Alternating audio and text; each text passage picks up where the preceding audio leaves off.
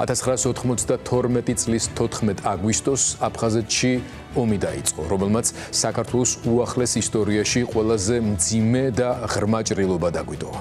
შეიარაღებული კონფლიქტი 13 თვესა და 13 დღეს გაგრძელდა. ომში 30,000-მდე ადამიანი დაიღუპა. 300,000-მდე კი დევნილად იქცა. რუსეთის პირდაპირი სამხედრო, პოლიტიკური და ლოგისტიკური ჩარევით და კოორდინაციით სეპარატისტებმა ადგილზე მცხოვრები მკვიდრი მოსახლეობის ეთნიკური წმენდა განახორციელეს. რუსეთის როლი ამ ტრაგედიაში იყო გადამწყვეტი. მისი იმპერიული სტრატეგიის ნაწილს წარმოადგენდა სეპარატიზმის წახალისება, დაპირისპირების გაღრმავება და საქართველოს სახელმწიფოებრიობის დასუსტება. კრემლისთვის აფხაზეთი ყოველთვის იყო ბერკეტი საქართველოს ზემოქმედებისთვის.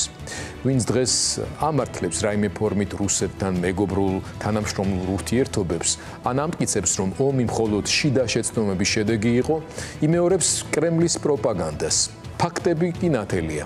ომის დროს რუსეთმა ხელი მოაწერა არაერთ შეთანხმებას, მაგრამ ყველა პირობა დაარღვია.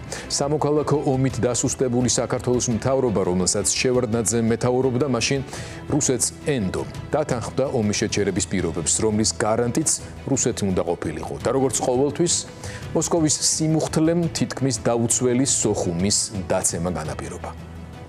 რუსული სამხედრო ნაწილები, რომლებიც თითქოს სამშვიდობო მისიით იყვნენ წარმოდგენილი, უშუალოდ გეგმავდნენ, კოორდინირებას უწევდნენ და სეპარატისტებთან ერთად ესხმოდნენ თავს ქალაქს. აფხაზეთში განცდილი მარცხის პარალელურად განახლებული სამოქალაქო ომის ფონზე შევარდნაძეს ბევრ დათმობაზე მოუწია წასვლა. გაკეთა განაცხადი რუსეთის სრული დომინაციით შექმნილი თავისუფალ სახელმწიფოთა თანამეგობრობაში, როგორც მას ჩვენ უწოდებთ SNG-ში შესვლაზე.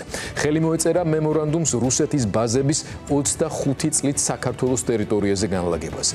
საქართველოს მთავრობის ეგრეთ წოდებული ძალოვანი ბლოკი მთლიანად კრემლიდან რეკომენდირებული კანდიდატებით დაკომპლექტდა. მიუხედავად ამისა, რუსეთმა აფხაზეთის კონფლიქტთან დაკავშირებული ყველა პირობა, დაპირება და ვალდებულება ფარატინა ქაღალდად აქცია და შეუდგა მისი ოკუპაციისა და შემდგომში ანექსიის გრძელვადიანი გეგმის რეალიზებას. ეს ისტორია ათასობით ნაწამები და მოკლული ადამიანის ტკივილთან და შეურაცხყოფასთან ერთად გვახსენებს მთავარს. რუსეთთან პარტნიორობა მხოლოდ ილუზიაა. პირობის დაცვის იმედი გულუბრყვილობა, ამ გამოცდილებით უკვე სიბრიყვე.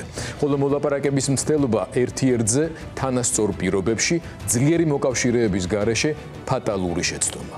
1992-93 წლებში ჩვენ ეს გაკვეთილი სისხლით ვისწავლეთ. ამიტომ არის მათ შორის უპირველესად აფხაზეთში ნაწამები და მოკლული ქართველების შეურაცხყოფა და ღალატი, ოცნების კომისიის რუსული გეგმით 2008 წლის მორიგი რუსული აგრესიის ინტერპრეტირება ისე თითქოს ამ მოვლენებს არ წარსული ქონია და არც უახლოესი ისტორიული კონტექსტი. ჩვენი ვალი იმ ათასობით მებრძოლისა და მშვიდობიანი მოქალაქის წინაშე, ვინც აფხაზეთში დაიღუპა, არის ერთი. არ დავივიწყოთ და არ დავუთმოთ. გზა აფხაზეთამდე და ქვეყნის გაერთიანებამდე უპირველეს ყოვლისა გადის მეხსიერებაზე, სიმართლეზე და შეურიგებლობაზე. აფხაზეთში და ცხინვალის რეგიონში დაღვრილი სისხლის გაკვეთილები ხშირად და მკაფიოდ უნდა გავიმეოროთ. რუსეთთან პარტნიორობა ყოველთვის ილუზიაა. მისი მიზანია საქართველოს დასუსტება და დამონება. დათმობები და კომპრომისები ძლიერი მოკავშირეების გარეშე მხოლოდ მტრის პოზიციას აძლიერებს.